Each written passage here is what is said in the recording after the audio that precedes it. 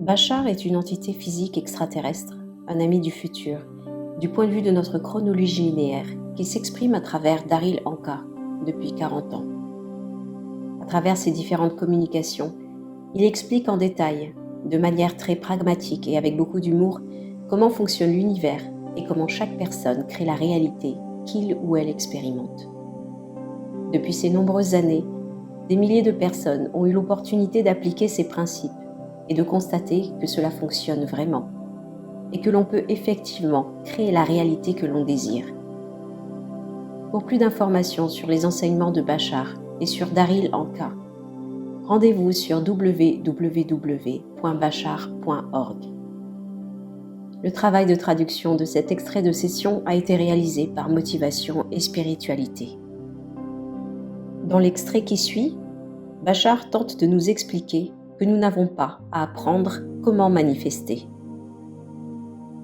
Chacun de vous parle de l'idée d'appliquer des outils ou des techniques pour effectuer des changements dans vos vies d'une manière positive et constructive. Et nous en avons déjà discuté amplement avec un bon nombre d'entre vous.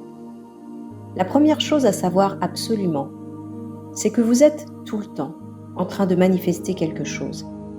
Si ce n'était pas le cas, vous ne feriez pas l'expérience d'une réalité physique en ce moment même, n'est-ce pas? Donc, l'idée est que vous n'avez pas à apprendre comment manifester. C'est automatique. Vous l'avez déjà en vous, en tant que créateur, en tant qu'aspect de la création. Vous n'avez pas besoin d'apprendre à manifester. Par contre, vous êtes en train d'apprendre à manifester plus consciemment, à être plus conscient de ce que vous manifestez, afin de manifester ce que vous préférez, au lieu de manifester des croyances inconscientes. Reconnaissez que n'importe quelle manifestation que vous créez, n'importe quelle expérience physique que vous créez, est le résultat des définitions et croyances les plus fortes que vous avez dans votre esprit conscient ou inconscient. C'est comme ça que la réalité physique est créée. La réalité physique n'est rien de plus qu'un miroir, le reflet de ce que vous croyez le plus fortement, qui est possible, qui est probable, qui est vrai pour vous. Cela existe sur le plan collectif et sur le plan individuel. Vous avez un accord collectif au sujet de ce qui est fortement probable ou pas dans cette réalité physique, et vous vous y conformez selon cet accord collectif. Par exemple, la plupart d'entre vous, pas tous, mais la plupart d'entre vous s'accordent à penser que la gravité fonctionne toujours. C'est aussi simple que ça. Vous vous êtes mis d'accord sur ce paramètre physique particulier de l'expérience. D'ailleurs, la plupart d'entre vous n'y prêtent pas du tout attention. Et c'est tout ce dont vous avez besoin de savoir pour avancer dans votre quotidien et pour cette partie de votre accord collectif. Vous n'avez pas besoin d'y penser et vous continuez juste à vivre votre vie sans y faire attention. Cet accord a été conclu à un tel niveau que vous n'avez pas besoin de vous demander si vous devez avancer d'un pas ou si vous allez rester fermement ancré sur la terre. Si vous deviez vous poser ce genre de questions à chaque fois, cela prendrait beaucoup trop de temps et vous ne seriez pas en mesure de faire l'expérience de cette vie d'une manière naturelle. Vous avez aussi un composé individuel à cet accord. Et cela veut dire que chacun d'entre vous a une scène singulière que vous avez choisi d'explorer dans cette vie et qu'il y aura beaucoup de variations de cet accord en fonction de chaque individu et des thèmes que chacun a décidé d'explorer lorsque vous aviez décidé d'avoir cette vie. Et oui, vous avez tous choisi d'expérimenter cette vie. C'est un choix que vous avez fait, comprenez-le, au niveau de votre esprit. Ça ne veut pas dire que vous avez choisi chaque petit détail. Mais sachez que la réalité physique fournit un certain nombre d'événements hasardeux et vous, en explorant le thème que vous désirez, vous vous autorisez à graviter et à être attiré par certains thèmes, certaines fenêtres, certaines opportunités. La manière dont vous les appréhendez dépend entièrement de vous. Il y a une sorte de combinaison entre ce que vous appelez destinée et libre arbitre. La destinée est en quelque sorte le thème général que vous avez décidé d'explorer dans cette vie. Mais la manière dont vous le faites dépend complètement de votre libre arbitre. Tout dépendra de ces fameux 3 composants. Vos croyances et vos définitions, vos schémas de pensée et vos comportements physiques. Ces 3 choses vont de pair pour créer la projection artificielle que vous appelez votre personnalité individuelle pour cette vie particulière. Vous avez d'abord besoin de comprendre d'une manière consciente quelles sont vos définitions et vos croyances au sujet de la vie. Quelle est votre relation que vous avez avec la vie et avec vous-même. Et lorsque vous commencez à en avoir une idée, vous commencez à manifester plus consciemment, parce que vous êtes plus conscient de votre capacité à faire des choix.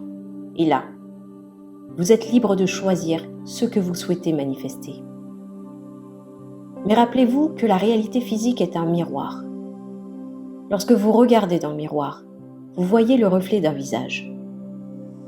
Si le reflet de ce visage a une mine renfrognée, vous savez que pour changer cette mine renfrognée en sourire, le seul moyen est de sourire d'abord. Beaucoup d'entre vous pensent que la réalité physique est une chose que l'on manipule de l'extérieur. Ce n'est que lorsque vous changez que la réalité physique change à son tour, tout comme le reflet dans le miroir. Mais voilà, certains d'entre vous se retrouvent un peu coincés. Dans cette réalité physique d'espace et de temps, il existe un temps de latence, un décalage. Les choses peuvent prendre du temps. Donc, lorsque vous effectuez un changement dans votre système de croyance, vous verrez un reflet de ce changement à l'extérieur, mais vous ne le verrez peut-être pas tout de suite. Ce que vous pouvez voir tout d'abord, c'est un écho de ce que vous avez créé auparavant. Il se peut que la même situation perdure encore un peu avant que vous ne puissiez constater le changement. Et lorsque vous faites face à cette même situation, vous pouvez ressentir du doute, de la culpabilité et même de l'autodévaluation. Vous pensez qu'il y a quelque chose que vous ne faites pas bien ou quelque chose qui ne va pas chez vous. Vous vous demandez pourquoi la réalité extérieure ne reflète pas ce qui a changé en moi. Eh bien, c'est cet écho. Rappelez-vous qu'il y a un écho. Et parfois, la réalité physique vous donnera la même situation, le même concours de circonstances qu'avant, pour vous donner l'opportunité de constater si vous avez effectivement changé comme vous le pensez. Parce que, et voici l'un des outils essentiels, le changement n'est pas ce qui arrive à l'extérieur. Le changement, c'est la manière dont vous appréhendez la situation. Le changement, c'est l'état d'être, pas les circonstances. Si vous dites que vous avez changé et qu'une situation similaire survient, le même genre de situation qui vous a mis dans un état négatif, et que vous réagissez de la même manière, disons négative, eh bien vous n'avez pas changé. Et donc, il n'y a pas de raison pour que la réalité extérieure change, car vous avez juste prouvé, en ayant le même type de réaction, que vous n'avez pas changé. Par contre, si le même genre de situation se présente à vous, et que vous y répondez d'une manière différente, d'une manière qui reflète le fait que vous croyez vraiment que vous êtes une personne différente, à ce moment-là, vous prouvez à la réalité physique que vous avez effectivement changé. Et lorsque vous prouverez cela à la réalité dans laquelle vous vivez, eh bien la création et le miroir peuvent changer à leur tour afin de refléter un vrai changement. Alors rappelez-vous, le changement, il se passe au niveau de la manière dont vous réagissez face à la situation extérieure, même si cette situation reste encore inchangée. Il n'y a que ça qui prouve que vous avez changé, parce qu'il n'y a pas d'extérieur. La réalité physique est juste une illusion, c'est juste une autre version de vous. Et si vous avez besoin de vous rappeler constamment dans quel état vous êtes, il vous suffit de vous regarder dans le miroir. Si vous voyez la mine renfrognée, vous pouvez vous dire « Oh, c'est pas ce que je préfère. Je préfère sourire. Et lorsque vous souriez, le miroir n'a pas d'autre choix que de faire sourire cette version de vous. Le visage que vous voyez dans le miroir ne peut pas sourire avant que vous ne le fassiez. Vous ne pouvez pas rendre la situation conditionnelle en disant « je changerai, je serai heureux ou heureuse quand ma réalité physique changera ».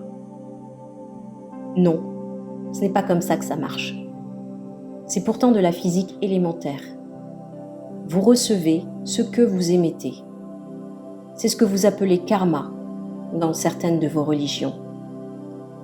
Si vous comprenez que tout est neutre, alors vous n'avez pas à réagir d'une manière particulière.